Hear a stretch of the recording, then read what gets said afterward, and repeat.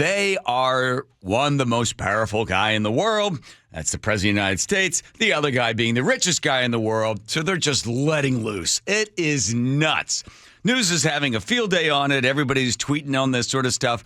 It's when it first started to break, Joe. It started to break earlier in the week, and we covered it when Elon tweeted that I can't contain it anymore. This bill is an abomination. An abomination. An abomination was the word. Yeah.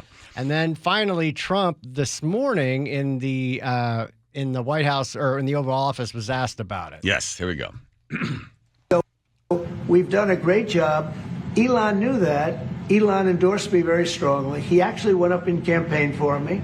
I think I would have won. Susie would say I would have won Pennsylvania easily anyway, even if the governor ran, the real governor, not the governor from Minnesota, he's a sick puppy, that guy. That poor guy, I feel sorry for him. But they made a bad choice with him.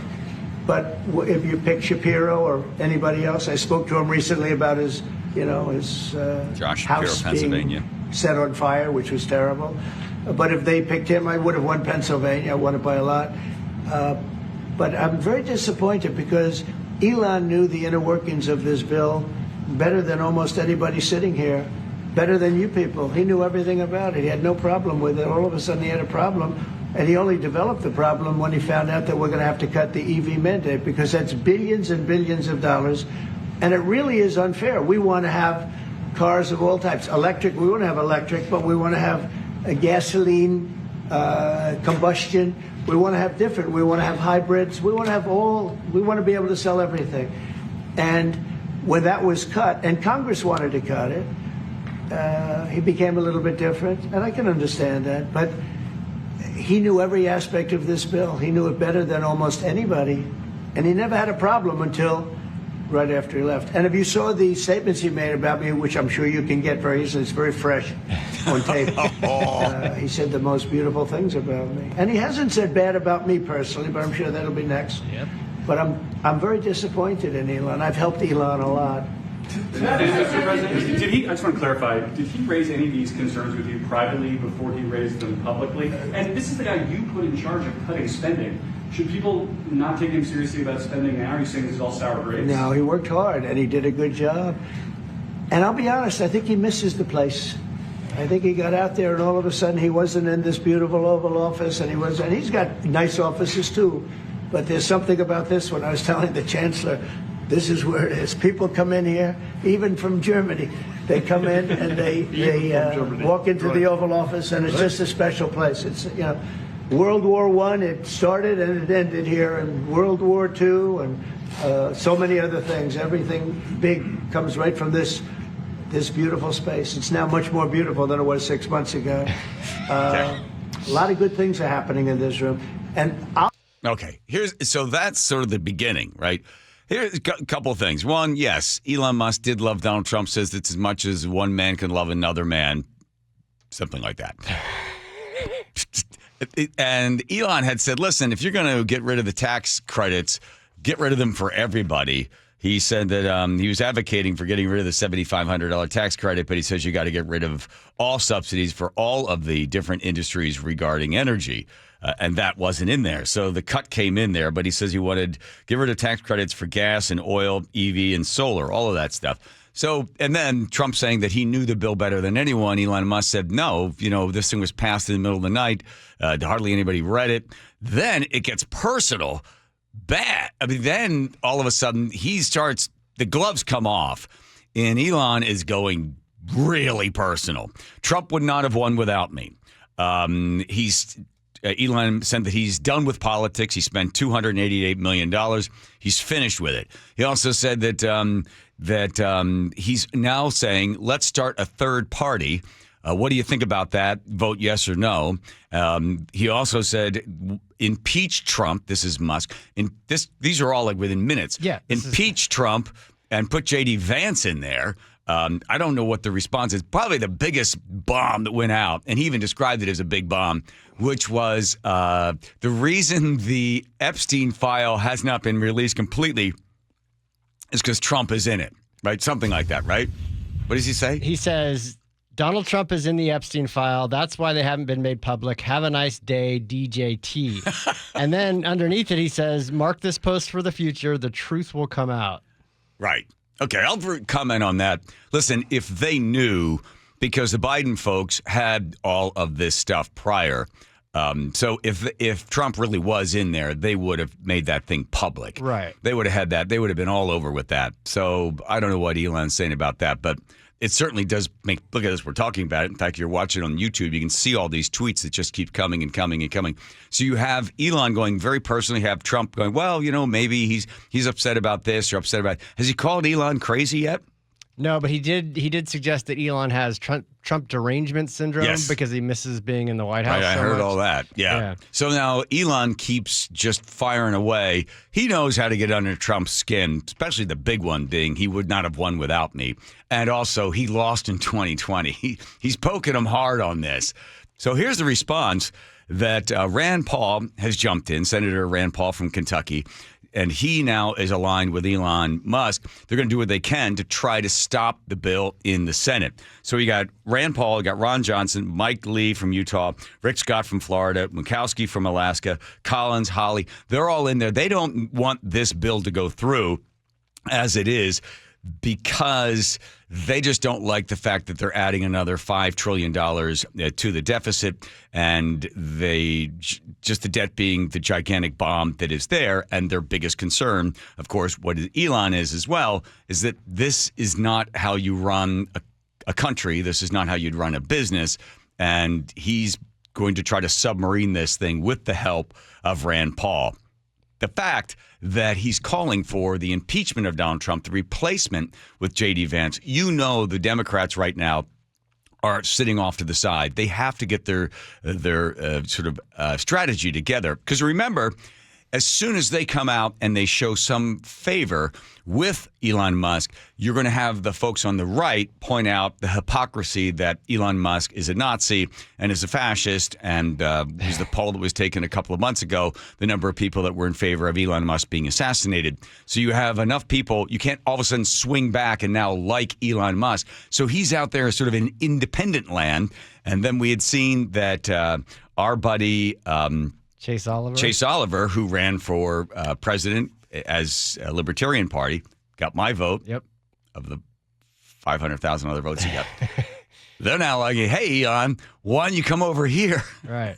It's wild. It's crazy. It's great stuff. Elon tweeted a video from your favorite guy, Milton Friedman. Oh, good. The real tax on the American people is what government spends. If the federal government spends $450 billion and only raises $400 billion in taxes, who do you suppose who pays that other $50 billion? Do you suppose the tooth fairy does? Inflation is, from this point of view, a form of taxation. If government spends more than it takes in, it has to meet the difference, either by printing money or by borrowing from the public at large. The real tax... That's right, and that's the problem. The government says, hey, will you lend us $1,000? We'll sell you a bond. And the person goes, well, what's the interest on the bond? 5%. And the public says, not high enough. How about 6%? Now they got to pay on 6% on all these bonds.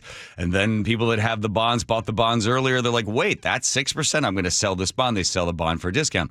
If the people don't want to buy the bonds, well, then what's the government have to do? Well, then the Fed has to go, okay, we'll buy our own bonds. We'll print a bunch of money, and that will cause inflation, which causes everybody to be hurt. Inflation is the greatest tax across everyone, but most of those that suffer to pay the bills every single week. So the government says, okay, if the private sector, the public sector doesn't want to buy our bonds, not public, but private, right? Asset managers and China and individuals and pension funds, then we have to. So we'll print money, we'll buy our own bonds back, and then we'll pay ourselves back.